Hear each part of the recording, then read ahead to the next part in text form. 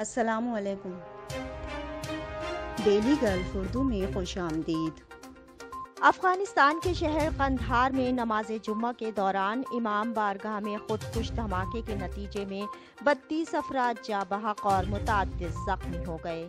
تفصیلات کے مطابق افغانستان کا شہر قندھار ایک بار پھر دھماکے سے گونج اٹھا۔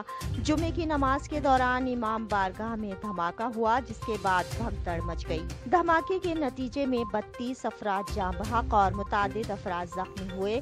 زخمیوں کو فوری ہسپتال منتقل کر دیا گیا اور ریسکیو کا کام جاری ہے۔